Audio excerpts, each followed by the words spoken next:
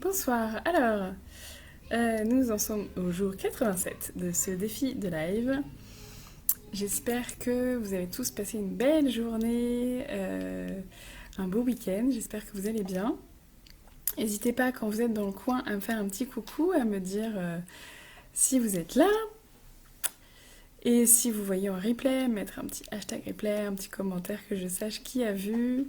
Et encore une fois, n'hésitez pas à diffuser ces vidéos autour de vous, si ça vous inspire, si ça vous parle, et si vous pensez que ça peut inspirer certaines personnes.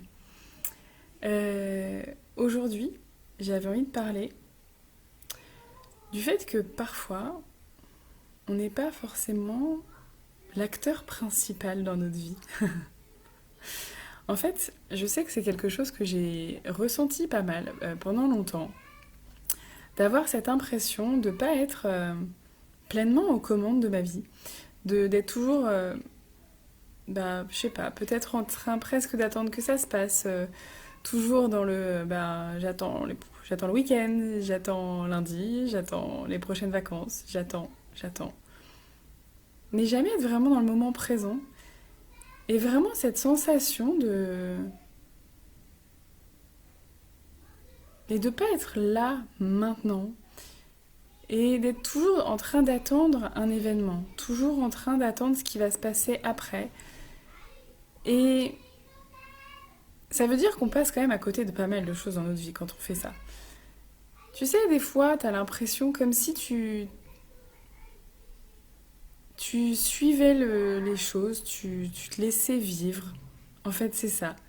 Tu te laisses vivre, tu te laisses porter finalement par ce qui est en train de se passer. Comme si tu laissais glisser les choses. Et des fois, t'as l'impression même que t'as pas de prise en fait sur ce qui se passe. Tu sais, comme si, voilà, les jours passent et toi, t'es là, t'attends, mais tu ne fais rien, tu décides pas, tu diriges pas, t'attends que quelque chose vienne de l'extérieur, que peut-être que le destin t'amène des choses que t'aimerais avoir dans ta vie. Et c'est vrai que parfois on a cette posture un petit peu passive en fait, complètement passive d'ailleurs. Et quand on fait ça, alors parfois c'est reposant. On peut pas être tout le temps au taquet dans notre vie, hein. On a parfois besoin de se reposer, c'est vrai. Mais le souci, c'est que quand tu es tout le temps dans cette posture-là, tu passes à côté de quelque chose et du coup, en effet, c'est pas toi qui es aux commandes, c'est pas toi qui dirige, c'est pas toi qui choisis ce que tu mets en place dans ta vie, ce que tu fais, ce que tu décides en fait. Et à chaque instant, à chaque moment de ta vie, tu as des décisions à prendre, tu as des choix. Mais parfois des trucs tout bêtes.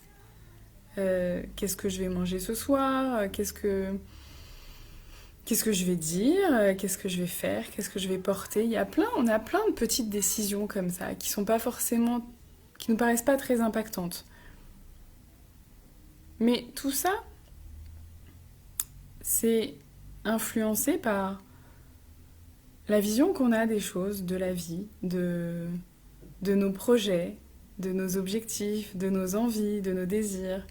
Et quand tu te coupes de cet élan vital, en fait, quand t'es plus dans le désir, les projets, les envies, quand tu te laisses juste guider, quand tu te laisses juste porter, mais tout ce que tu mets en place, toutes tes actions, tous tes choix, toutes tes décisions vont dans ce sens-là. Et du coup, il se passe pas grand-chose. Alors que quand tu considères que tu es l'acteur principal, que c'est toi le héros de l'histoire, et oui, t'as le droit d'être le héros de l'histoire, c'est ton histoire en fait, c'est ta vie, t'en fais ce que tu veux, et les autres peuvent décider d'être acteur principal de leur propre vie. Mais c'est toi qui décides pour toi, c'est toi qui diriges ta vie. Et moi, je t'invite vraiment à te remettre à cette juste place. Et au-delà de ça, parfois, on joue un rôle, tout le temps en fait, hein.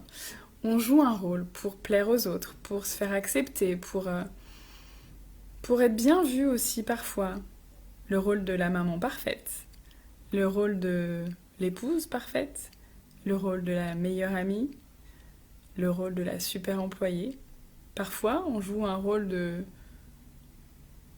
râleur de service, râleuse de service, de chieuse. On peut jouer un rôle de timide, on peut jouer plein de rôles en fait. Mais le problème, c'est que quand on s'enferme dans ces rôles-là, eh ben, on n'est plus nous-mêmes finalement. Et on en oublie qui on est. C'est-à-dire qu'il y a un moment, quand on essaye de se reconnecter à notre pouvoir personnel, à notre prise de décision, à nos choix, on sait plus. On sait plus en fait. Qu'est-ce que j'ai envie de faire? Qu'est-ce que j'aime faire? Qu'est-ce qui me ressource? Quelles sont les choses qui me donnent vraiment envie de me lever le matin? Qui me donnent vraiment envie de me bouger? Il arrive à un moment où t'es tellement personnage secondaire, t'es un figurant dans ta propre vie, que tu sais même plus. Tu sais même plus ce que t'as envie. Et quand on arrive là, ben, c'est vraiment le signe qu'il y a quelque chose qui cloche et qu'il est vraiment temps de se bouger en fait. Je pense qu'il y a beaucoup trop de personnes qui laissent filer le temps, qui laissent l'environnement, les autres, le jugement des autres, guider tout ce qu'ils font dans leur vie. Et du coup, ils sont pas eux-mêmes les leaders de leur propre vie. En fait, l'idée, c'est pas de prendre le pouvoir sur le monde et de diriger le monde. Ça me fait penser à Minus et Cortex, pour ceux qui connaissent, mais l'idée, c'est pas ça. L'idée, c'est de diriger ta propre vie à toi. De diriger ton propre monde à toi, ce qui se passe autour de toi. Et quand tu fais ça, quand t'es parent, mais ça veut dire que tu montres aussi à tes enfants que eux peuvent prendre leurs propres décisions. Alors oui, c'est sacrément challengeant parce que quand tu donnes ce pouvoir-là à tes enfants, leur plein potentiel, leur pouvoir personnel vraiment, ben ça veut dire qu'ils ne seront pas forcément toujours d'accord avec toi. Ça veut dire que parfois, ils vont insister pour faire des choses où tu ne seras pas d'accord. Et ben, en fait, c'est cool. Oui, c'est challengeant, oui, parfois c'est pénible, c'est fatigant. Mais c'est cool, parce que ça veut dire que quand ils vont grandir, quand ils seront adultes, ils seront capables d'écouter la petite voix à l'intérieur d'eux qui leur dit « Ouais, on va faire ça, c'est trop bien !» Ils seront capables d'écouter leur intuition, leurs désirs, leurs projets, leur élan en fait. Et c'est cette petite voix-là qui nous fait grandir, qui nous fait déplacer des montagnes, qui nous fait réaliser des projets ambitieux. Et l'ambition, c'est pas quelque chose de négatif. Avoir envie de s'éclater, de profiter de la vie, c'est pas quelque chose de négatif et d'égoïste au sens négatif du terme. L'idée, c'est que on n'a qu'une vie. Enfin, a priori. Bon, en tout cas, dans celle-là. Notre but, c'est d'en profiter, en fait. Mais d'en profiter en... Ah, coucou Magali! Ah, c'est la bonne heure pour toi le week-end. C'est d'en profiter pour rayonner et en faire profiter les autres. Et je pense que on a parfois cette impression que si on prend soin de soi, si on se met en avant, si on se fait passer en priorité, on est égoïste. Mais en fait, non. C'est juste se reconnaître sa propre valeur, sa propre importance.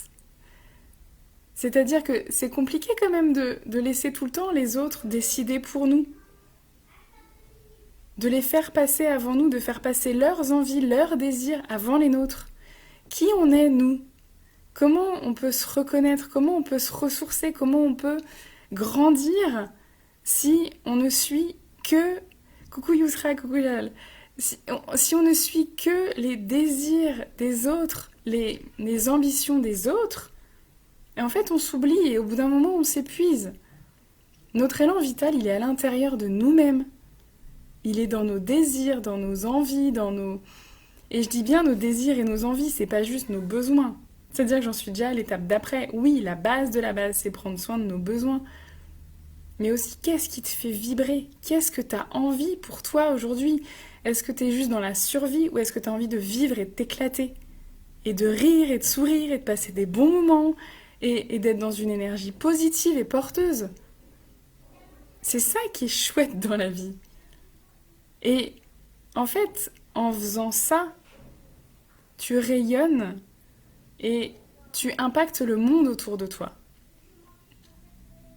Donc non, c'est pas égoïste en fait.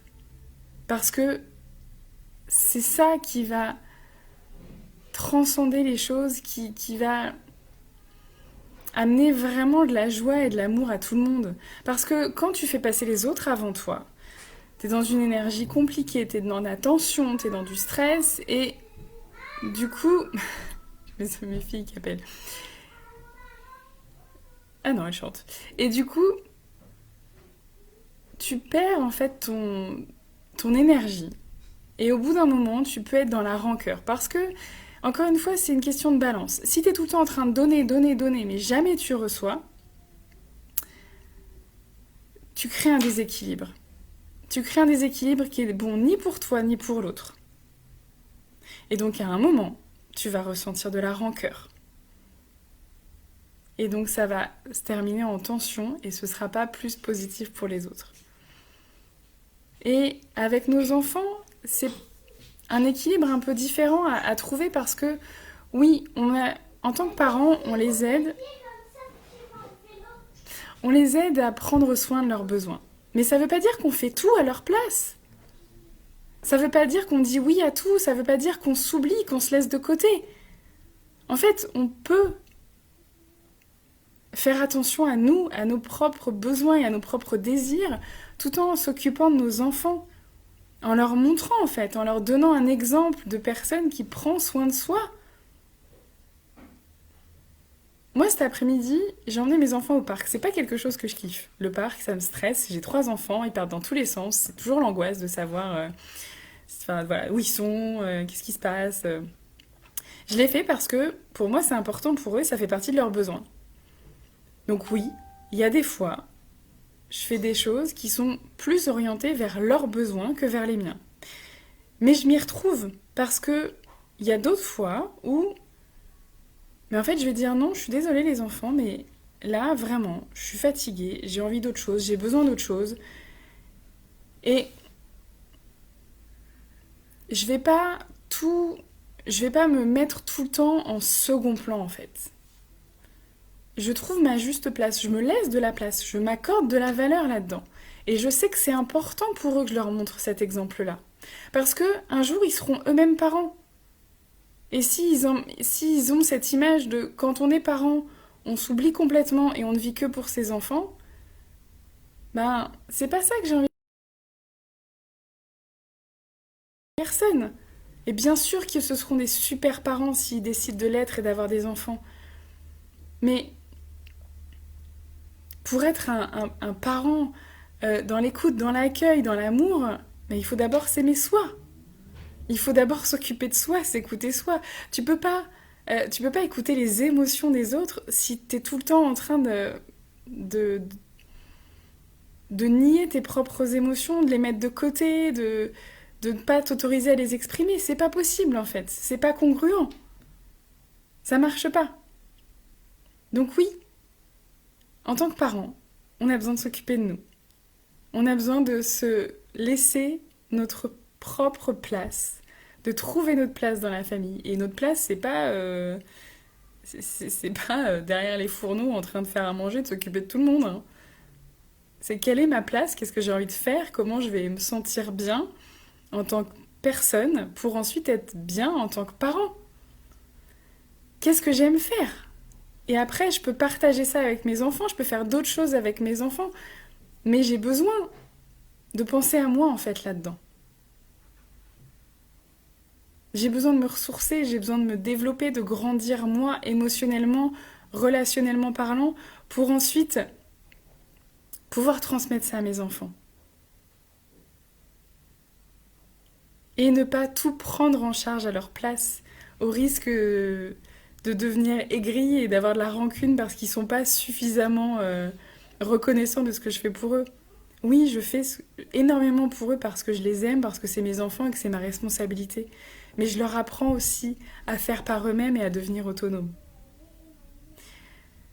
C'est vraiment quelque chose pour moi important parce que j'ai vraiment eu cette sensation d'être au second plan de ma vie pendant tellement longtemps, d'être un personnage secondaire dans l'histoire.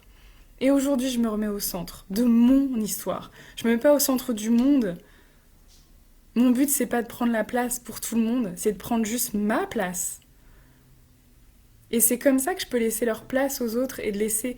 Quand je me sens suffisamment ancrée dans ma posture, j'ai confiance en moi, je m'aime suffisamment, j'ai pas besoin d'écraser les autres, j'ai pas besoin de prendre du pouvoir sur les autres. Puisque je suis ok avec moi-même en fait, ça me suffit. Du coup, je suis dans une relation beaucoup plus authentique et équilibrée avec les autres. Ça veut pas dire que c'est rose tout le temps, ça veut pas dire que c'est facile tout le temps, ça veut pas dire que tous les jours je me kiffe et que c'est trop bien, mais j'avance là-dedans en fait. Ouais, merci Magali. Oui, c'est ça. Et vraiment, je pense que c'est quelque chose qui me tient à cœur. Je pense que pour ceux qui me suivent depuis un moment, vous l'aurez compris. Mais le fait de prendre soin de soi, de grandir soi-même, c'est vraiment un cadeau qu'on fait à notre famille. Prendre soin de soi, c'est prendre soin de sa famille. On le dira jamais assez. Donc voilà, encore une fois, c'est ce qu'on développe dans le programme Nouveau Regard. Petite avant-première. J'ai décidé d'élargir un petit peu l'offre d'accompagnement Nouveau Regard parce que pour le moment, il y a une seule version très globale, où il y a très, très complète, où il y a un cursus de formation, plus du coaching de groupe, plus du coaching individuel. Et pour pouvoir contribuer à plus de personnes, pour pouvoir accompagner plus de parents, je vais développer en fait plusieurs offres pour que certains puissent n'avoir accès que à la partie vidéo et aux exercices à faire avec pour déjà avancer eux-mêmes. Que d'autres pourront faire les vidéos plus la partie de groupe et que certains pourront toujours bénéficier du programme complet plutôt VIP. Donc voilà, si c'est quelque chose qui te parle aujourd'hui, si t'es dans une situation où ta vie de maman, oui, parce que je m'occupe beaucoup des mamans, que ta vie de maman, il te manque quelque chose et que t'as envie de plus, parce que je suis pas dans le besoin, euh, personne n'a besoin de moi. Par contre, il y en a qui ont envie de bénéficier de mon accompagnement parce qu'elles savent que ça va leur permettre de vivre une relation extraordinaire avec leur famille et que ça leur fera énormément de bien. Donc, si ça te parle, si tu sens qu'il y a quelque chose qui vibre pour toi là-dedans, eh ben, contacte-moi, on échangera et on verra ce qui est la bonne formule pour toi. Et donc, tu peux me mettre un commentaire ou m'envoyer un message privé, comme tu préfères.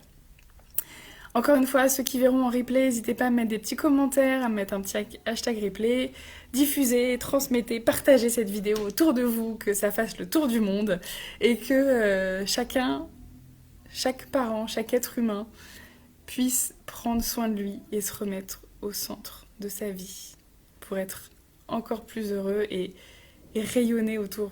Parce que quand on est heureux, en fait, on rayonne et on rend les autres autour de nous encore plus heureux.